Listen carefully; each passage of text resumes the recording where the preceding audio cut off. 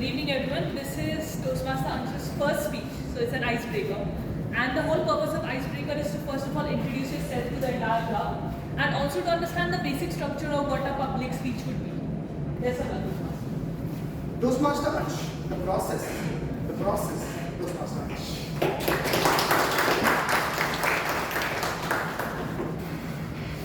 Greetings, Toastmasters. I am a national level table tennis player. Sounds good to hear, right? Well, as good as it sounds, the backstory of this is filled with ups and downs. Now, since I've been a player for 9 years now, I've visited a lot of tournaments. But there's this one tournament that I'm super proud of. And that tournament, my fellow Toastmasters, is called Life. In general, a tournament has 7 rounds. The first round, the second round, the third round, the pre-quarter final, the quarter final, the semi-final and final.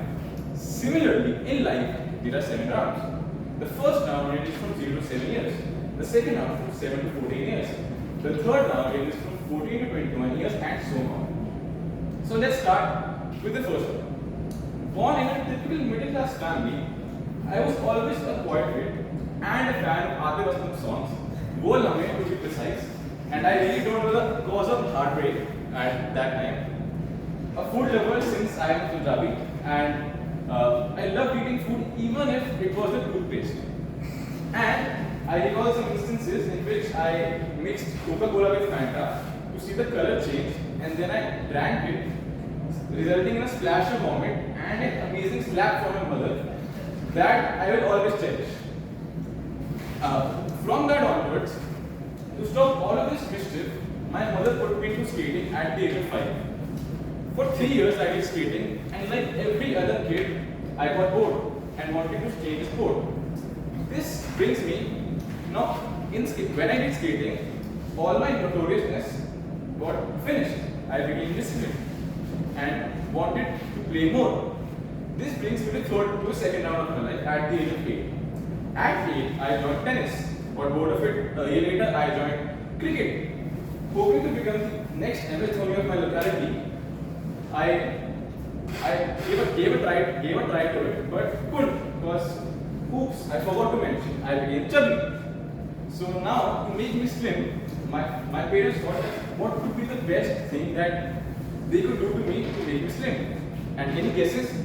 We can play a sport. So again, I wanted to play a sport that involved less movement as compared to other sports. So in 2013, me and my father started to go to a nearby church to play a sport that I didn't knew would become my passion. Soon, my passion got converted into a TT racket and a ball. And while I was focused on my sport, I never let my academics drag down. I was not a topper, but I scored fairly well to make me and my parents both happy. Now, when I was focused, the competition in Delhi was very tough, especially at the state level.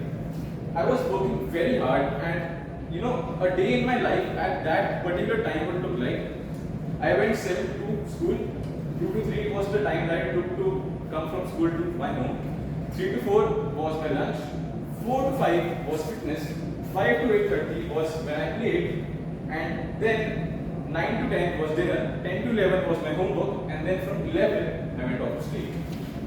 This was my schedule, and to reach a semi-final of the state, this was all that I was doing.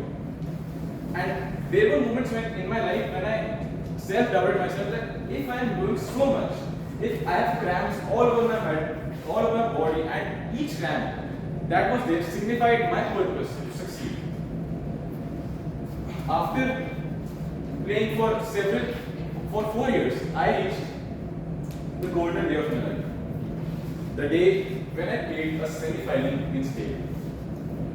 It was a crowd of around 100 people, and I had the match against the current India number 1 of TT.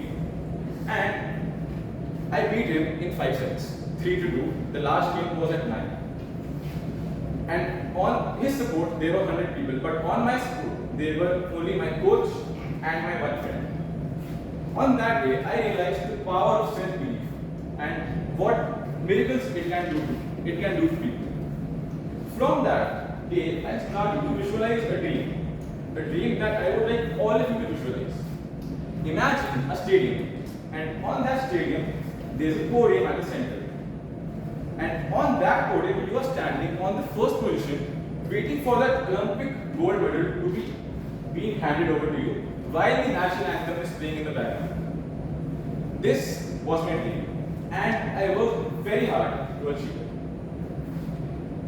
Well, I tried hard, but it was not very good. So this was in 2017. After this, the third round of my life, in 2018, the board year started. I scored exceptionally well in boards, and now I reached the crossroads as to what can I do with my life. Will I choose science or will I do commerce? So I asked my seniors about what stream to take, and they told me that if I would take science, then my sport will have to suffer.